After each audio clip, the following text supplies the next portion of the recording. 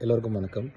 இன்று காலை நாடாளுமன்றத்தில் தமிழகத்திற்கு முறைப்படி வரவேண்டிய தமிழக மக்களின் வரி பணத்தின் ஒரு பங்கான சமகர சிக்ஷா அபியான் அப்படின்ற ஒரு ஸ்கீமில் தமிழக பள்ளிகளுக்கும் மாணவர்களுக்கும் கிடைக்க வேண்டிய 3500 கோடியை எதற்கு நிறுத்தி வைத்தீர்கள் என்ற கேள்விக்கு பதில் சொல்ல முடியாத கல்வித்துறையின் ஒன்றிய அமைச்சர் திரு தர்மேந்திர பிரதான் அவர்கள் தமிழகத்தின் முறைப்படி மக்களால் தேர்ந்தெடுக்கப்பட்ட நாடாளுமன்ற உறுப்பினர்களையும் தமிழக அரசாங்கத்தையும் இன்டர்ன் தமிழர்களையும் சேர்த்துத்தான் நாகரிகமற்றவர்கள் என்று அவர் குறிப்பிட்டிருக்காரு.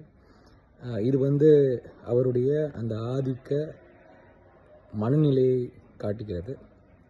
இதே மனநிலையில்தான் தமிழகத்தை இவர்கள் கையாளுகிறார்கள் என்பது அப்பட்டமாக வெளியாகியுள்ளது.